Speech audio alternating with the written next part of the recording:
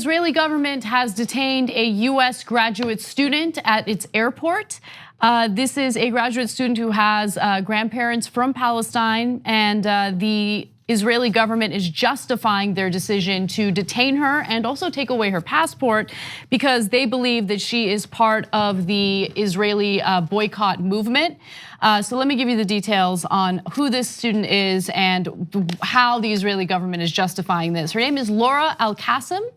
And she is a 22-year-old American citizen with Palestinian grandparents. She landed at the Ben-Gurion Airport last week with a valid student visa and was registered to study human rights at Israel's Hebrew University in Jerusalem. She was barred from entering the country and ordered deported. And this is all based on suspicions that she supported a Palestinian-led boycott movement. So, this is crazy. She is going to remain in detention as she awaits an appeal.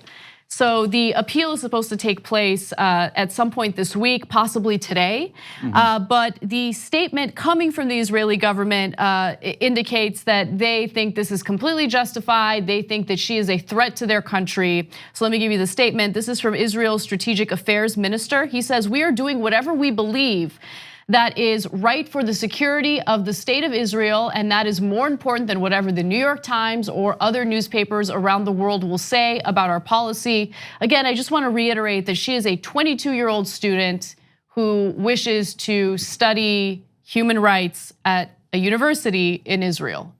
At Hebrew University? Yes. Okay, so lots to note here. First off, credit to so many people in Israel fighting for her and in Jewish Americans here as well. By the way, and this is shocking, not just left wing, that's totally unsurprising, but right wing Israelis and Jewish Americans also fighting for her here in America. I'll get to that in a second.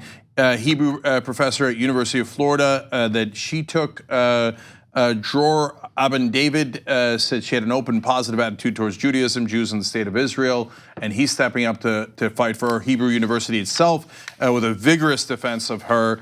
And then I was most surprised by Bret Stephens and Barry Weiss in New York Times with a vigorous defense of her as well. Now, the reason I was very surprised by that is, first of all, they themselves in that article described themselves as unhinged Zionists. Wow. Okay, that's nice honesty there, and I appreciate that. And they prove it. They later say that the boycott divestment program is a thinly veiled form of bigotry. Nonsense, not remotely true.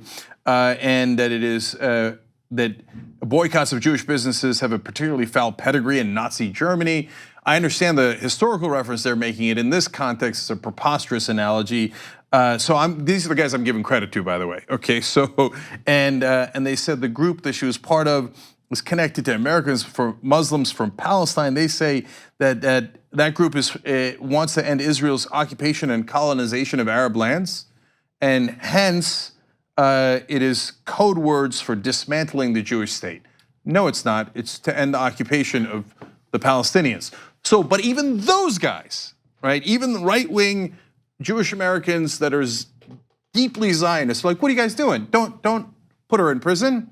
That's not good. That doesn't show strength. That shows weakness.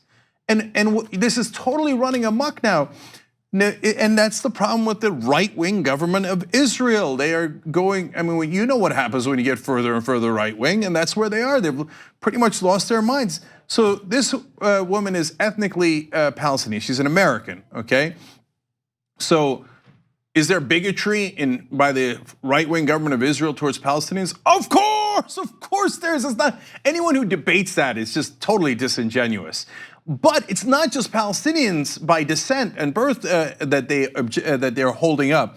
They held up Catherine Frank, a professor at Columbia, and then deported her from Israel because she was a leader for Jewish Voice for Peace. How dare you be for peace? I don't care if you're Jewish or not. They expelled her from the country. Simone Zimmerman, an American Jewish activist who lives in Israel and founder of If Not Now, another person who wants to end occupation. These are wonderful human beings. They quizzed her on her political views, including her views of Netanyahu. What? So now, what that means, if you go to Israel, even if you're Jewish, nothing matters anymore. If you're not in favor of Netanyahu, the extreme right winger in charge of Israel today, I guess you're not welcome. So no, thank you, Israel. Not interested. I'm not going to Israel. I think that if you are a left winger, it doesn't matter what your background is. At this point, because of the actions of this particular government, you'd be nuts to go to Israel. Apparently, they're going to put you in prison. They're going to deport you. Look, one last one because it's amazing. There's a ton of them. Peter Beinart, they did it too. That's insanity. Again, he's a left-wing Zionist, but a very clear Zionist. Anyway, Meyer Koplow, he is the chairman of Brandeis University's board and a pro-Israel philanthropist. But they found a brochure after he'd been in Israel in his bags. Apparently, they're gonna rifle through your bags. They're gonna look at all your stuff to try to see if you don't despise Palestinians. And then they're gonna say, all right, we're gonna interrogate you because you don't hate people. All right, so you know what they did to him? Because he went and had something they called This Week in Palestine. Because he is the chairman of Brandeis University's board. He's intellectually curious. He's a pro-Israel philanthropist. Anyway, they're like, no, how dare you try to look into the Palestinians? And they interrogated him for hours at the airport. No, they've lost their minds, man. Whenever there's a flare-up in violence between the Israelis and the Palestinians, the argument that you hear from the pro-Netanyahu group is, well, look, Israel, yeah, they might be using disproportionate force against the Palestinians, but remember, Israel's a true democracy. No, joke. It's not, but Hilarious. It's not. You can't argue that Israel currently, with this right-wing government, is exercising true democracy if it goes after anyone who's intellectually curious, anyone who might have mild criticism for the behavior of the Israeli government. A democracy is supposed to welcome that type of criticism. It's supposed to allow for information so people can make educated, informed decisions. If Netanyahu and the Israeli government is actively going after people as innocent as a 22-year-old American student who wants to study human rights in Israel, then that's not a democracy. She's been held in detention for over a week now. They said, no, we'll let her out as soon as she says that she has totally disavowed any of her previous policy positions. By the way, her lawyer says, she was part of that group, and she was the president of the group, to be fair, but she never even held those particular positions. It was the group that held the positions. But if I was her, I would never back down from that. And look, and if you don't know, Brandeis University is a well-known Jewish university in America. You got Brandeis University and Hebrew University on the right side, okay, meaning the correct side, okay? And the Israeli government's like, no, we don't trust them. Oh, come on. Look, they've totally lost their minds. So you know what they say? And by the way, the BDS movement, they're like, no. Not allowed, how dare you boycott us, because that might work. Wait, the terrorism is unacceptable. I agree 100% with that. It's immoral, it's counterproductive, and it kills innocent civilians. But wait a minute, if you don't, okay, so violence is not acceptable, that makes sense. But non-violence is also not acceptable. So what's acceptable? The acceptable position apparently is you have to go to Israel and say, yes, you should occupy the Palestinians forever. They're not really people. You should do whatever you want to crush them. And Netanyahu is right about everything. No, thank you. That is not a democracy. That's not remotely a democracy. By the way, as long as you continue the occupation, not remotely a democracy. What kind of democracy says, oh, democracy for me, if you're the right religion, right? Oh, we let some of the Palestinians vote. They don't have quite the same rights in Israel. But how about the other Palestinians, the ones, millions that you're occupying? Where's their democracy? No. And if you disagree with us, we'll put you in prison, okay? So last thing, why this particular group, why are they so animated about this? One of the, again, Gilad Erdan that Anna quoted earlier, he said that this group was one of the most extreme and hate-filled anti-Israeli BDS groups in the US. Whoa, I said, okay, now I'm curious, like what did they do? Did they say outrageous things? They apparently were in favor of a boycott against Sabra hummus. What? Do you understand Sabra? The hummus, not Hamas, hummus. They wanted to boycott a dip. And so they're like, how dare you? Hate-filled being against hummus like that. No, this is them saying this could work. We're gonna go nuclear on the boycott movement because economic actions work. They worked against South Africa. They worked in Egypt during the Egyptian revolution when everybody went on strike. That is, if you hit people in their pocketbook, no matter who they are and where they live, that is the most effective thing. That is why they're so deathly afraid of the BDS movement that they think boycotting Hamas is extreme and hate-filled. No. And by the way, last thing, guys, if you care at all about Israel and you shut down any efforts to go to the United Nations and to do things in a nonviolent fashion, what does that leave? That only leaves violence as an option. It's a terrible idea. It's a terrible idea that's gonna lead to perpetual war. But that's exactly what the right wing feeds off, no matter which country they're in. They think, we think perpetual war is a problem. They think it's the solution. That's what allows them to keep power. It's gross.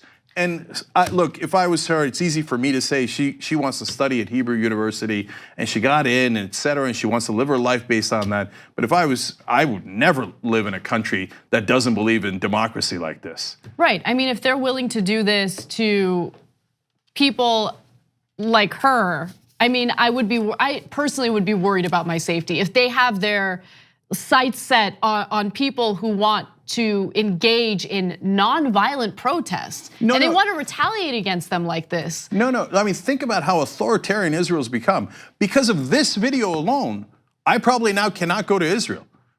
What kind of country is that? Certainly would not want to. I wouldn't. Would you risk it? I'm not risking it. Going into those right-wing lunatics' hands and they throw you in prison for disagreeing with Netanyahu and interrogate you? No, thank you. It's like if you came here and you're like, hey, I don't like Dick Cheney. Oh, you're going to prison, we're gonna interrogate you, et cetera. I think that Trump is wrong on the tariffs. How dare you, extremist, et cetera, and we're gonna kick you out. It's just, no, even Trump doesn't do that. That's how crazy it is. So, and by the way, all the right-wingers here, I gave credit to the good guys who spoke up and even people I genuinely disagree with. I'm curious, Ben Shapiro and others, Dave Rubin, all those guys who say, free speech, free speech. Oh, it's such a good point. So are you in favor of her free speech? I don't know, maybe they are. Maybe they're gonna be principled on this. If Barry Weiss can do it, there's no reason why Shapiro and Dave Rubin shouldn't be on the side of her. Are you in favor of allowing BDS movement overall? Or are you in favor of laws they're trying to pass here in America to end that movement and punish people and economically and otherwise for speaking their minds?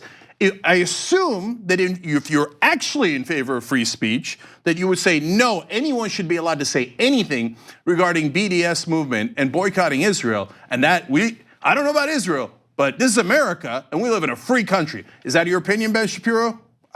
I'm curious, because I hear you love to get paid on college campuses and hence you love free speech. But does that apply to everyone else? You know what, we should have people ask him. Let's find out. And hey, I don't know, maybe he'll be principled. Good luck. Thanks for watching this free clip of the Young Turks. Don't forget to become a TYT member today. For more exclusive content, join now at tyt.com/join.